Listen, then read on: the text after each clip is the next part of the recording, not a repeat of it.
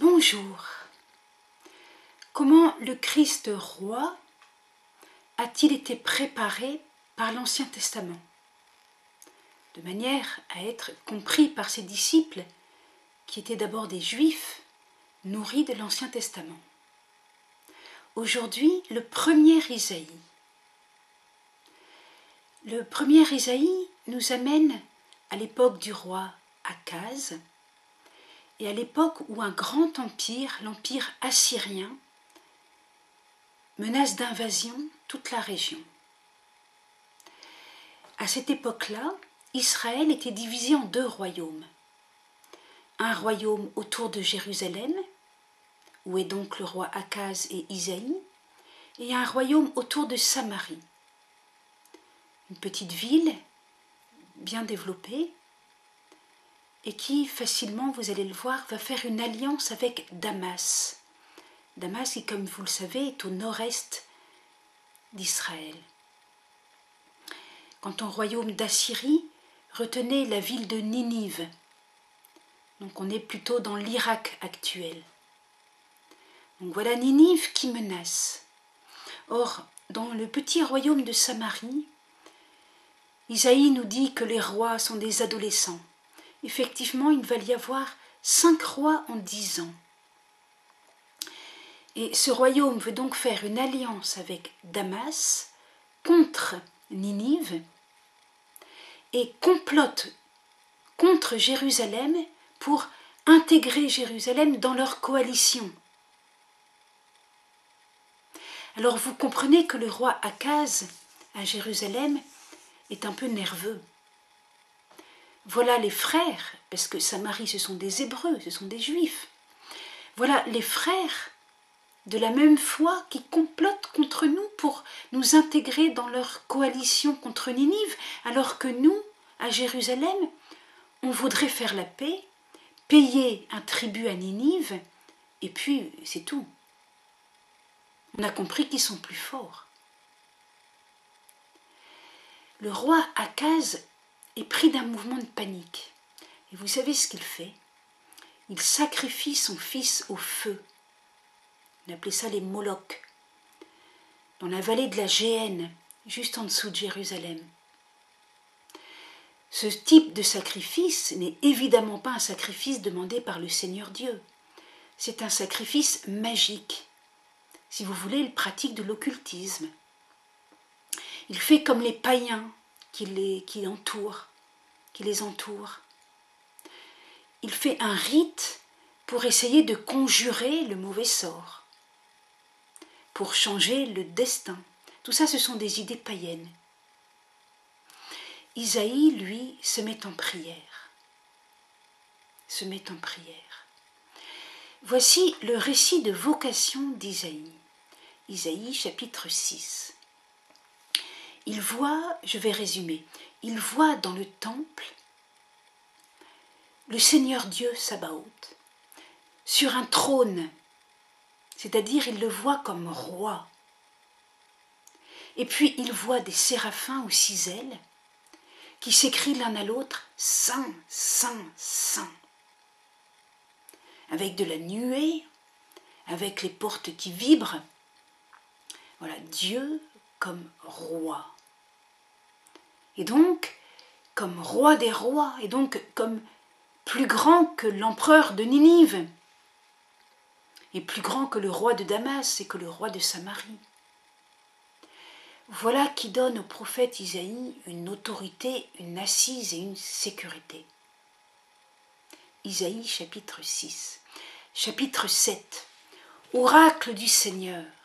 Alors il dit à Akaz, le Seigneur va te donner un signe. Voici que la jeune fille est enceinte, elle enfantera un fils et en l'enfantant, elle lui donne le nom d'Emmanuel, ce qui signifie Dieu avec nous. En quoi est-ce que c'est un signe? On ne voit pas trop. Mais si quand même. Akaz vient de donner la mort à l'un de ses fils en le sacrifiant, en le faisant passer au feu dans un rite païen. Isaïe lui montre comme signe une jeune femme qui donne la vie. une jeune fille qui a de l'espérance, qui pense à l'avenir sereinement, qui donne le jour à un bébé, tranquillement. Voyez-vous le contraste? Voyez-vous le signe? Verset suivant, Isaïe 7, verset 16. Car avant que l'enfant sache rejeter le mal et choisir le bien, elle sera abandonnée, la terre dont les deux rois te jettent dans l'épouvante. Les deux rois, c'est le roi de Damas et le roi de Samarie, qui veulent faire une coalition et qui veulent comploter contre Jérusalem pour les inclure Akaz dans leur coalition. Et ces deux rois sont de la paille, des adolescents. Et la prophétie d'Isaïe va se réaliser très vite, très vite. Donc, à Ninive, Tiglath-Phalazar arrive et va faire la conquête de Damas. Nous avons le récit de cette conquête en 1 Roi chapitre 16. Au chapitre suivant, 1 Roi chapitre 17, conquête de Samarie, en l'an 721 avant Jésus-Christ. Donc Isaïe a donné une prédiction qui est vraie.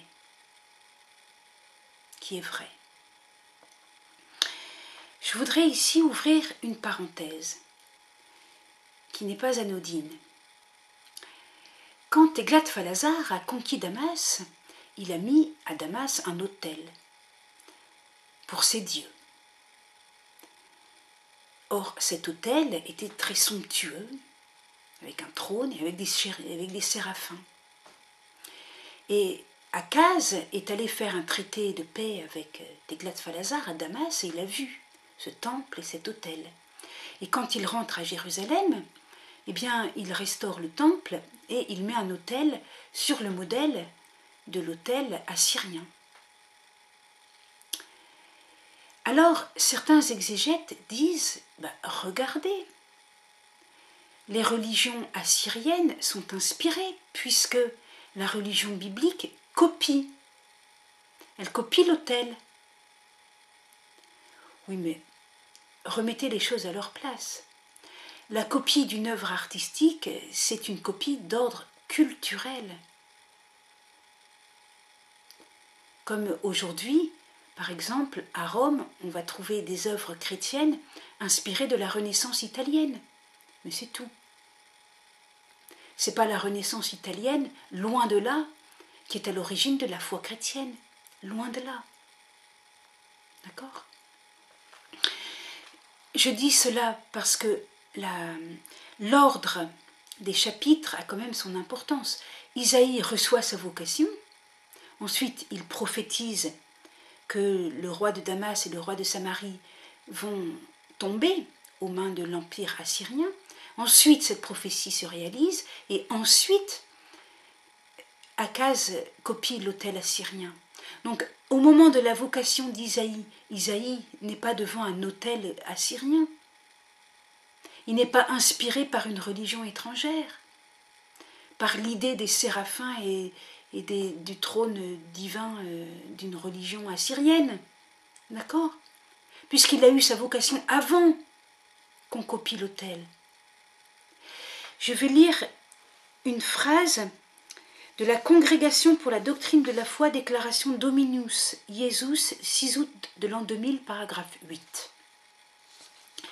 L'Église réserve la qualification de texte inspiré aux livres canoniques de l'Ancien et du Nouveau Testament, en tant qu'inspirés par le Saint-Esprit.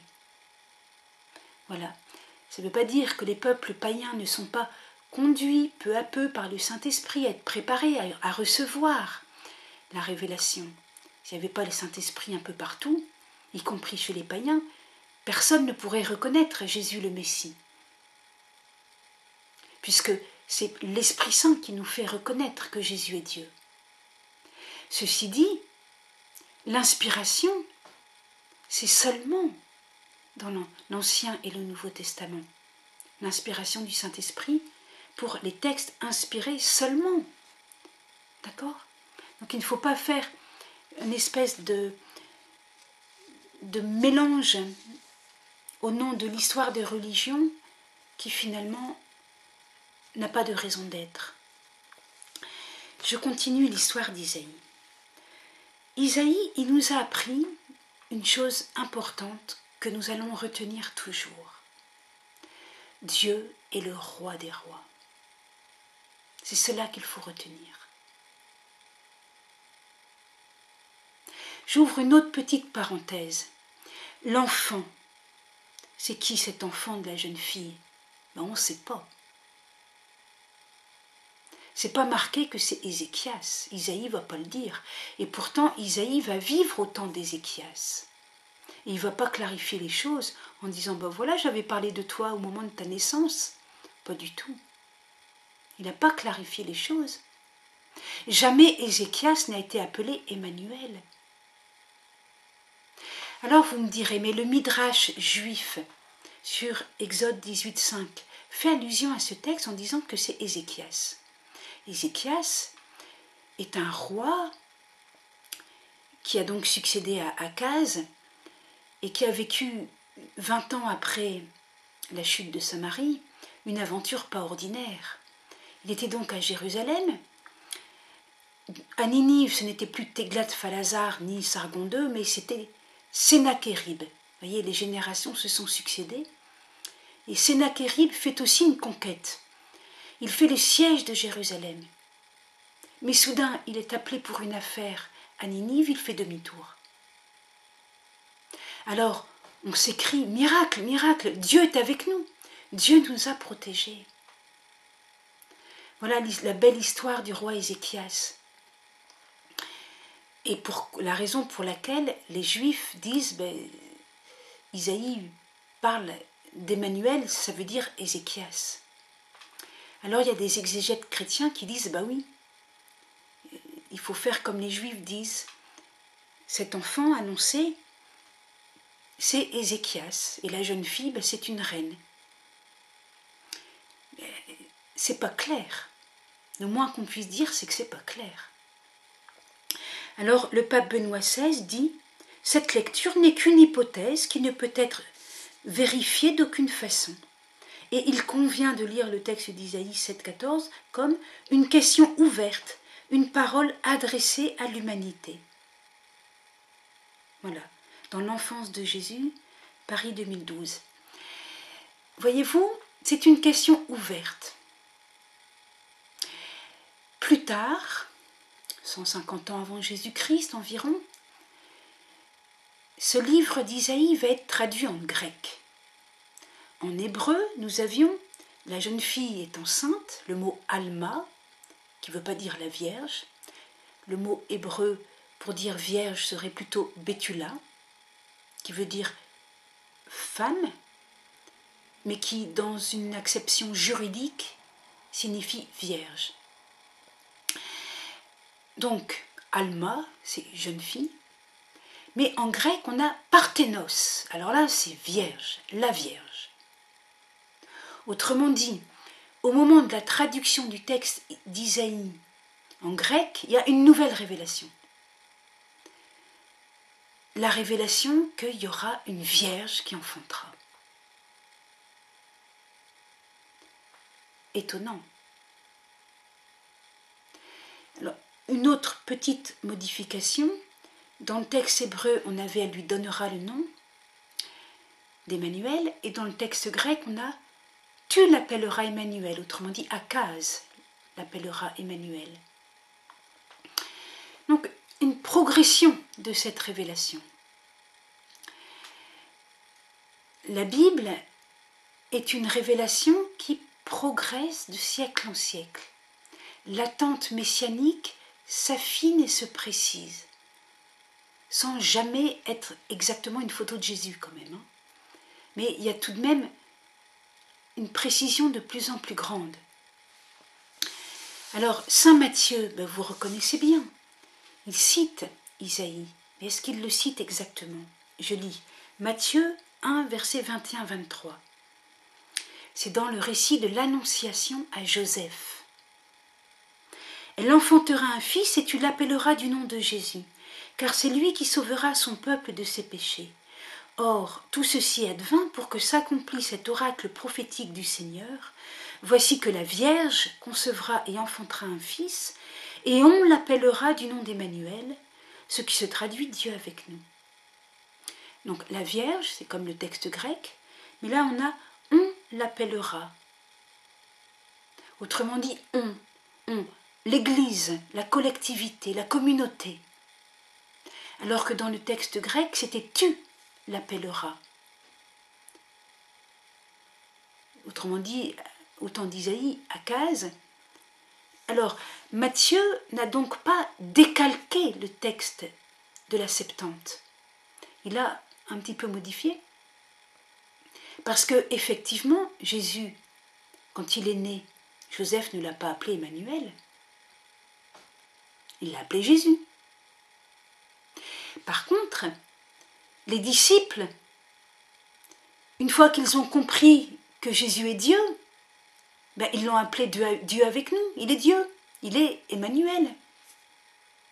En hébreu, Immanou, elle. Avec nous, Dieu. Est-ce que vous comprenez? Et la finale de Saint Matthieu, c'est « Et je suis avec vous jusqu'à la fin des temps ». Je suis avec vous. On a quasiment Emmanuel. La prophétie de l'Emmanuel qui s'accomplit.